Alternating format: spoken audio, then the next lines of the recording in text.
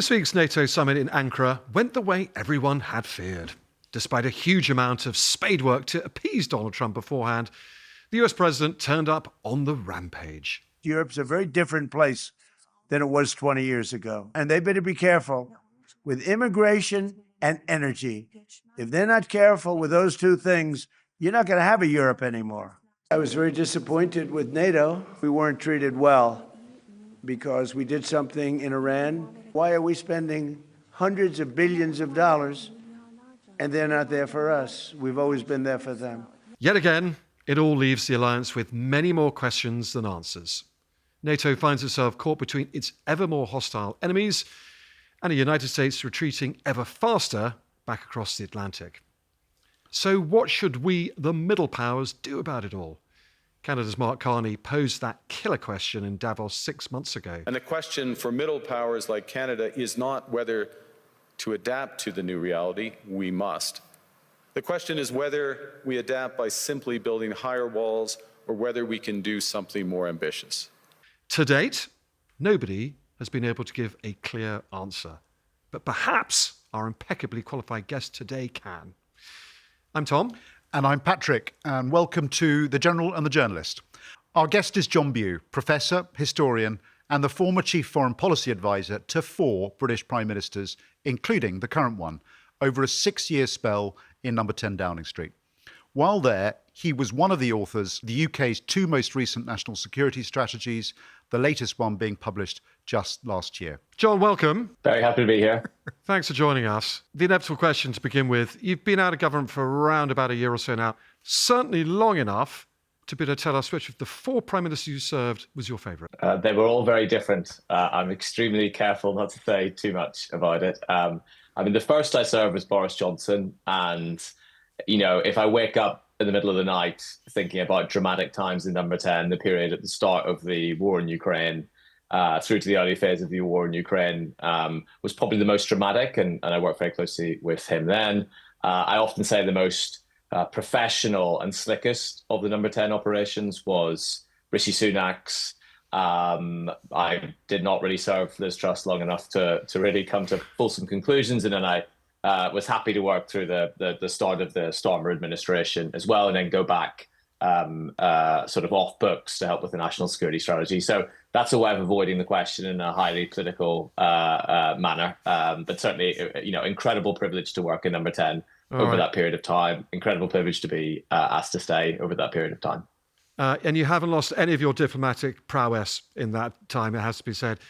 One more cheeky one. Dominic Cummings, the guru, or Morgan McSweeney, the guru? To be honest with you, working with both of them is really quite an impressive and important professional experience for me. One of the ironies is that in many respects, their analysis of challenges the British state faces. In fact, both of them cared quite a lot about defence and national security, which is my area of interest and expertise, and they're very engaged in that as well. My professional experience is certainly richer for working with both of them, and there's probably more similarities in their instincts than people care to admit. So another highly Foreign Office diplomatic answer, but it's a genuine one as well. It was a real privilege working with both of them. And an interesting one as well.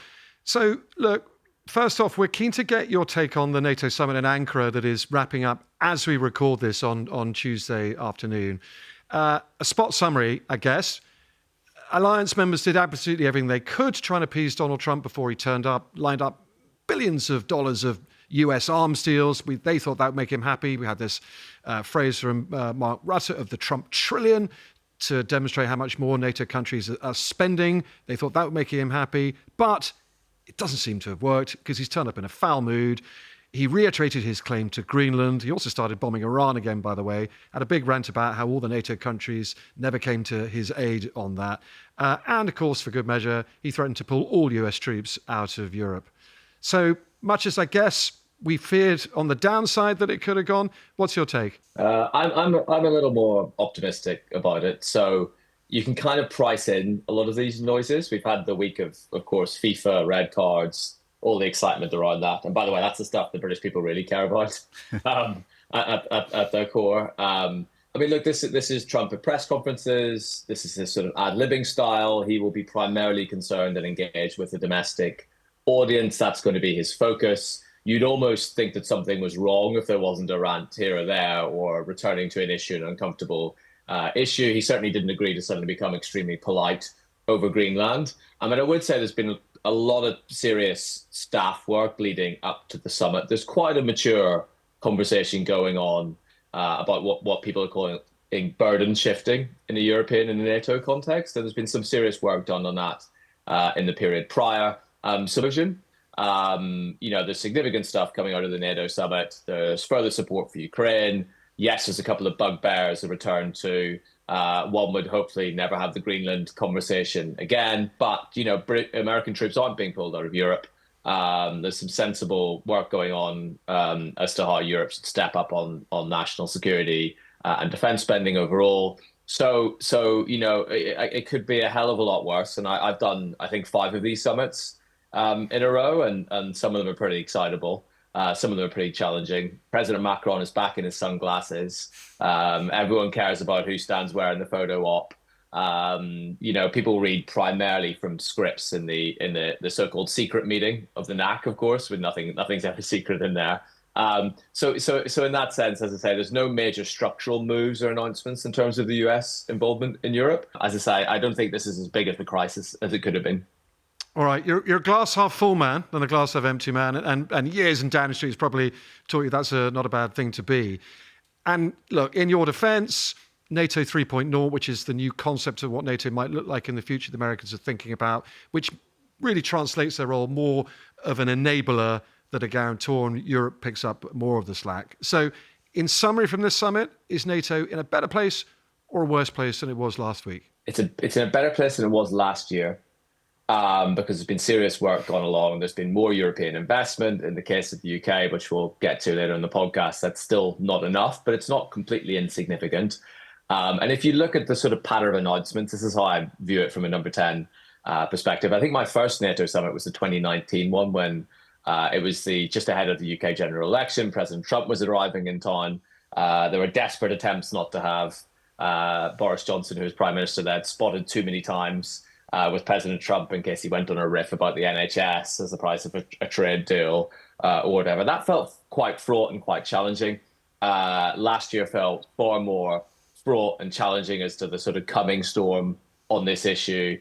Europe has stepped up, not sufficiently, but a number of ways. And I just point to small things like the announcement of the European cooperation around deep precision strike. So as Patrick will know better than all of us, there's the nuclear umbrella. There's the things that the US provides in terms of enablers, as you say, like ISR and lift and satellite, which Europe is nowhere near being able to respond to. It's the conventional gap that Europe needs to meet. But sort of in between those spaces are things like deep precision strike. So as I say, hats off to the people scurrying around NATO headquarters, engaging in bilateral, multilateral conversations in a kind of sober and sensible way. So the boring answer is a lot of the grunt work's been done to manage around some of the noise around this, as you described. NATO 3.0 is not a bad thing. You know what I also think, as someone involved in politics but also a historian, is a really good essay question in 10 years' time, which would be, does Mark Rutte's approach to Donald Trump, or did Mark Rutte's approach to Donald Trump,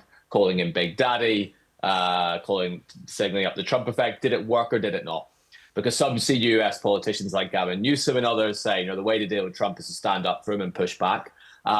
You get Rutte's been hammered in many European capitals for taking the approach that Keir Starmer took at the start, of actually doing a bit more kowtow, a bit more listening, a bit more flattering. You know what? Unpopular position from me. My answer to that essay question is that Rutte's he's done the right thing, and the approach is sensible, and the damage to NATO is not as bad as it other could have been, despite these major squalls over Greenland and other issues as well. So I think kudos to Rutte. It's not the type of thing you get away of saying in a dinner party in a civilized European capital. Again, I think he will be leaving when this ends, probably a bit exhausted, but also thinking he'd probably go on a summer break for a little bit of time, and I think he's done a relatively good job, and I think that'd be justifiable. Yeah, John, let me take you from Ankara back to Davos, and from Mark Rutte to Mark Carney.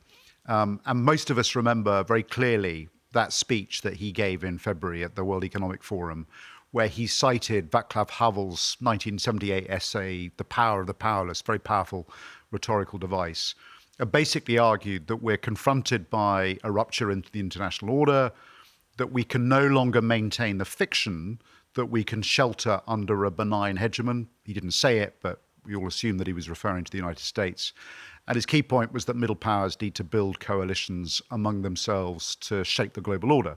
I mean, I just want to start with some definitions, because we bandy terms like middle powers and global south around, but we very seldom define them. Who and what do you think Mark Carney meant by middle powers? Okay, so I mean, I think overall it was a smart speech. Let me say that as a start, but there's a but. The kind of killer observation in there is, look, we were all engaged in this noble myth about a rules-based international order, but it was one built around American hegemony, is one built around a certain form of dominance and the triumph of a certain form of political economy, that being the more Western-leaning, advanced liberal democracies. And that kind of myth had been shaken to its core. So that's the first and key observation. So as an act of sort of intellectual diagnosis, and secondly, as an act of pure politics, right? Carney's done pretty well on an anti-Trump ticket. It got him elected.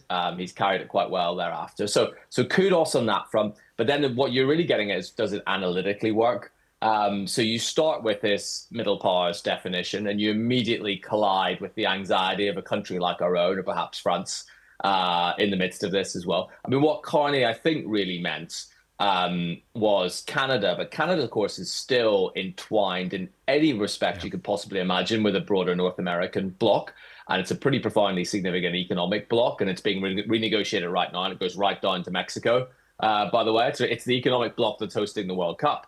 And that is where Carney's economic future list exists. In the European case, it's probably easier and more effective for Carney to do a bit of light diplomacy among the key European countries, he would instinctively include Britain and France in that respect as well. We are the kind of power that most obviously is debating between being a great in the middle, and most people would say middle these days, but there's an argument there. So it's not a clear definition. So I think what he really meant are the traditional American allies in Southeast Asia, and in Europe, and he probably would add to that some critical North African, Middle East country, perhaps primarily the Gulf states. That, I think, is the countries he meant engaging with and being more engaged with. So, sorry, it's a very long way of answering your question, but I wanted to set it up in that way, because I'm itching to tell you what I really think about it if you get past the diagnosis into the prognosis. Well, let's hear it. I don't think it works. So, as I say, analytically, great diagnosis, politically astute, authentic in a way that, it's very rare to see your politicians do that. Tick, tick, tick. Well done, Mark Carney. But here are some sort of crushing realities in this regard as well. As you'll know, both of you will know, Canada, of course, of the laggards on defense spending, has been a laggard par excellence. Now it's bumped up a little bit more recently, but it's been one of the major laggards as well. So, and that's the kind of major question around the resetting of the alliance, is how much you're putting in to these things as well. Secondly, I think Carney probably wants to do this. Canada, in terms of today's energy revolution, its own natural resource capacity to extract that resource and engage in games around critical mineral, actually natural gas and other areas, actually could be a really significant middle to great power, but it has all the same restrictions we have in the UK on drilling, on environmental protections, on regional governments and positions like that as well. So Canada's ability to sort of step up to the plate on defense, resource, etc., is quite limited as well.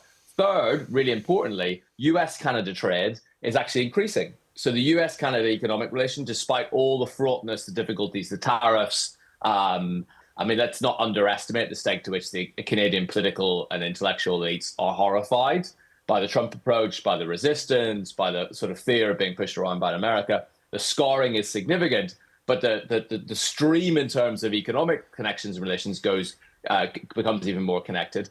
Another example, there was an excellent report at the start of the year, if you broaden out the purview of my answer, which said the EU and US trade had also never been higher as well, despite the tariffs, despite these objections.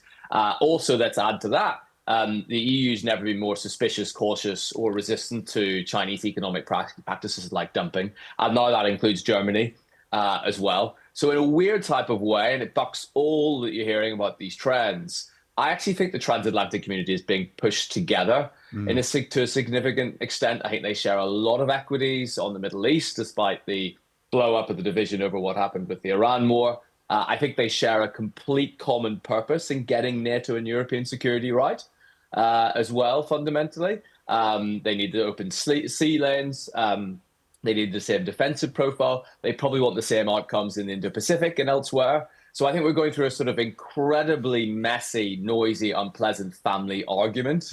But it's not inconceivable to me that that family reassembles in a different configuration, having worked some of this out. I mean, I don't want to put words in your mouth, but the other speech that, or series of speeches that a leading sort of, if you like, Davos type figure made were those by Alexander Stubb and the book he wrote about Triangle of Power.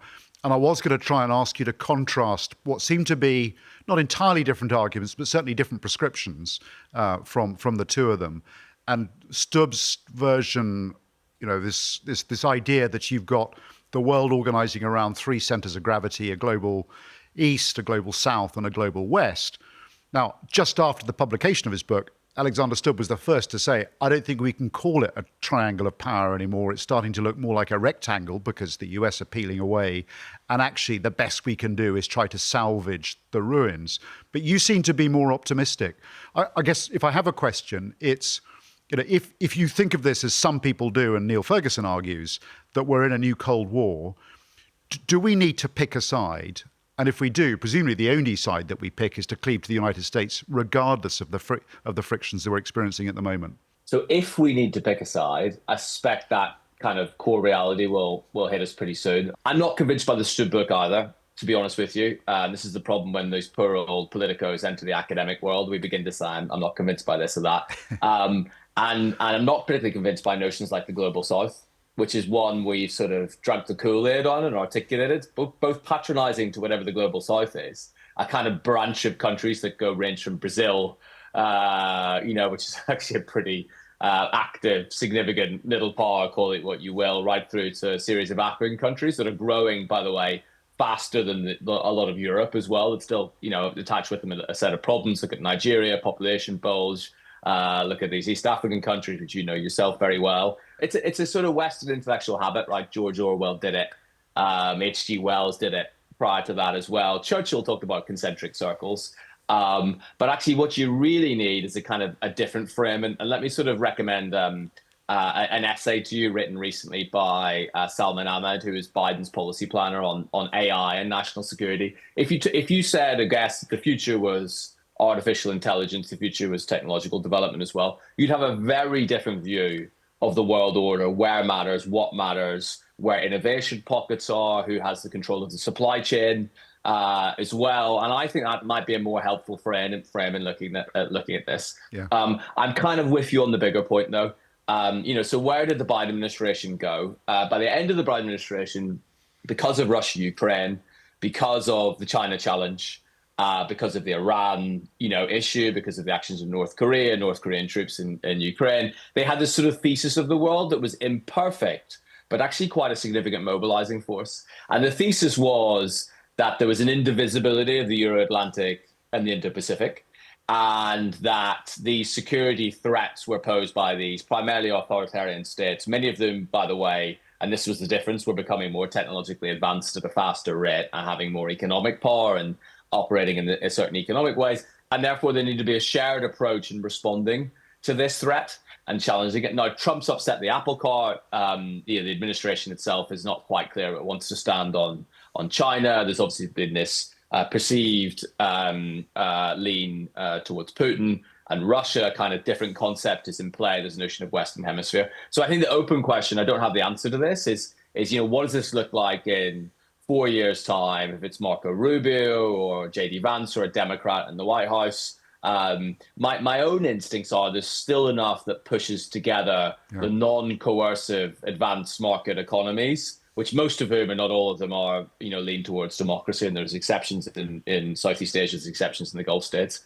And by and large, the way the international order is going, the size and significance of China, the sting in the tail of countries like Iran, the behavior of Russia, actually does push us together in a more collaborative fashion. I mean, there's no real equivalent of what's just happened at NATO for all the noise. As you know yourself, both of you, there'll be still really serious work analytically elsewhere on state threats and these challenges. So my instinct actually is that that sort of broader Western Plus group does get reassembled. So, John, here's the pushback. You say, let's keep on keeping on. Let's keep on hugging the US close. Let's keep on hanging on to their coattails. I'd say to you, it's not working. So another great Mark Carney line from the speech is nostalgia is not a strategy. Look at Iran. Hugging the US close has precipitated a disaster in the Middle East that could get more disastrous still with the global economy meltdown and what it's done with all the allies. And also remember, there's this major US review ongoing by Pete Hegseth, the war secretary, into how many troops they want to keep in Europe. They may remove a considerable amount. I completely agree with you that nostalgia is not a strategy, and that's not the right approach. And this one isn't working either. Well, I wouldn't, but this, I'm not talking about nostalgia. I'm talking about a really unsentimental understanding of the hard metrics and reality. So let's say you wanted to turn off the US relationship overnight militarily. You know, we're on the back of 70 years of the deepest intelligence and nuclear partnership with the United States you could possibly imagine. So even if you thought, you know, this isn't going to work, this is not our future, you would want the most orderly possible transition on the other side of this as well. So, you know, there's no option of sort of flouncing around and breaking when you've got all these challenges and difficulties. So there's one thing over there. Let's say Europe gets its act together. Europe is not going to get its act together because it still can't find the finances and funding. And ultimately, you can have all the defense banks in the world, all the borrowing mechanisms in the world. This is a public finance issue. You know, 60% of the new money in Europe is German. A tiny proportion of that new money on defense spending is French and British. Why? Because the French and British can't borrow right now because the markets won't let them, their fiscal rules won't let them, and because debt is too high as well. You go to Spain, which is doing the most significantly anti-American position, refusing to be pushed around at NATO, is nowhere near where it needs to be on defense spending as well. So I'm saying, unless you have the answer that's fully made out for a bigger strategic concept, I'd be very, very wary about lurching into it. Even if you presume, and I turn off this camera and say it's all over for the Western Alliance, I wouldn't be saying that, and that's not how I'd be operating and building this as well. You work with the Hegseth review on the other side of things. You do this in a serious and significant way. You've got to have really serious answers on ISR, on satellites, or undersea capabilities that we don't have right now. So, you know, go and look at Asia, where the Trump effect has been highly shaking and significant in places like Japan and elsewhere. But they are behaving in a way that's slightly different from the European tendency to get too upset about it. Nostalgia is not a strategy, but also emotion is not a strategy either in the midst of it. So work with those hard facts reality. Look at the economic relationship. Look where the tech dependencies are. You know, can you modernize in this as well? If you're going to do this, then you'd be drilling in the North Sea tomorrow, by the way, in the midst of this. You'd be, I'm afraid, cutting the welfare budget to spend very rapidly on defense and security in the midst of this. These things aren't happening to a significant, they're happening on the margins as well. So, you know, get your own house in order at nation state level would be the first thing to do in the midst of this, to have a broader concept. So let's talk about the UK's role in all of this. You wrote a fascinating essay in the New Statesman a few months ago where you talked about a fourth disruption, and you also introduced this idea of a Machiavellian moment. As briefly as you can, what do you mean by that notion of a Machiavellian moment? And is the UK facing one? A Machiavellian moment, it's a phrase stolen from a wonderful scholar called J.J. Pocock. What it means is when, like Machiavelli did, a republic or a principality confronts its own decline, confronts its own insecurity in a changing broader environment, and therefore has to go back to first principles, has to examine where it went wrong, has to learn from history, has to set a new course. I think the UK is in that moment, but what I said in the essay is these moments, unfortunately, are generational, and I picked these four moments in modern history, going back to the American and French revolutions. It sometimes takes 30 years. It takes a cascade of politicians. But what it means, I think, is that, you know, the people are beginning to ask, what are the fundamentals of our policy makeup, the shape of the treasury, the relative balance of economic force across the country, where we put our money and spend it, how we tax it. All these things are really up for grabs. So I think we're sort of at the foothills of another Machiavellian moment, and that's accentuated by the tech revolution. And we don't know where we're going to end up, but you can see it and smell it in the politics. You can see it and smell it in the air. And what it does, therefore, the Machiavellian moment, is to look at sort of first principles, reassemble, look at history, try and learn from that, and try and reset, recreate the whole basis of political economy in the Constitution. John, onto the practicals then. Your last big job in Number 10 was writing that national security strategy, the active one that the government still should be living by. That was a year ago. It was published last June, just after the Strategic Defence Review, not to confuse the two. But my God, a lot has happened in the last year. How much is your strategy, that NSS, still concurrent and valuable? And are the bits in it you'd now want to change? Yeah, I mean, look, I've done 3 of these things now. They're deeply imperfect exercises. They're not that strategic. So what these documents are in strategies, they're strategic frameworks. They're guiding things for Whitehall. They're explainers for ministers. They're explainers in justifying your overall position. And then you last minute, 5 minutes to midnight, you rewrite the Russia section, you rewrite the China section, etc. So these things are necessarily you horrify us at those political intervention. People collide into the thing. So they're imperfect. Actually, that one is aged pretty well, partly because I remember writing one or being one of the pen holders in 2021. I came out in March 2021. We had Afghanistan and Ukraine, or at least a build up to Russia's invasion of Ukraine within 6 months of publication. And that sort of shift felt faster and more significant. This one was actually published when people expected the US and Israeli attack on Iran, the original June attack. It came into publication at that moment in time. So it's written in a way that expects all of this, and it talks about the likelihood of confrontation. So I think this is, in my own view, there's not much you'd change in that as well. Where you'd really focus the effort is on implementation. Where you really focus the effort is in, I'd say the Strategic Defence Review is a beautiful document too, and a serious thing. But the question is ultimately where the resources come and where the trade-offs. And I think there's still a long way to go for the UK state to make some of those resource trade-offs. First trade-off is welfare warfare and energy policy. The second is, if you're going to have the size of the pie you do right now, which is insufficient, you can't do everything. And we're still living in this myth on the other side of that as well, which Patrick will know well. Here's something else you wrote in the strategy last year. You said Britain must actively prepare, your words, for a direct attack on the country in a wartime scenario. Have we done that? So that exact phrase was a read across from the SDR, which was published a few months before. So it's in both documents. It's in the Strategic Defence Review and the National Security Strategy. It's the thing, unsurprisingly, the media spotted immediately and picked up upon as well. The good news is that the British national security state, from the, what Donald Trump may call the deep state, the agencies, senior officials with very high security clearance, right through to the military, is actually extremely professional comparatively and is understood to be so as well. The question is resource. So the fulsome answer to that is it can't be done overnight. Some maneuvers have been made towards that as well. Have we done enough on the Homeland Defence space? Clearly not. And that's a job at nation state level. It's also a job at allied level as well. I mean, it's a surprise to me, John, because I've been through the Defence Investment Plan, the so-called DIP. You made the point very clearly in the National Security Strategy. The SDR makes the point. Under NATO, we have our Article 3 obligations to make sure that we can defend ourselves and resilient. No one ever talks about it, but it's the foundation of everything. And then when you look at the DIP, the amount of resource, there's plenty of rhetoric, but the amount of actual resource in that 15 billion that is committed to all the things you just described, it's very hard to spot. I mean, what is it going to take to shift us if defence starts at home?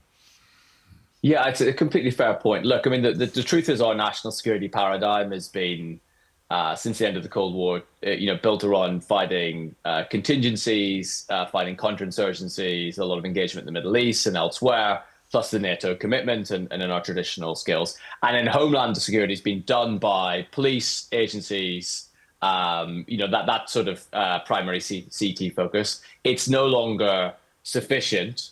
There are elements, I think you could stretch an argument and say bits of the DIP in terms of what's been done with the hybrid Navy, which obviously has a territorial waters North Atlantic, high north focus will help homeland defense.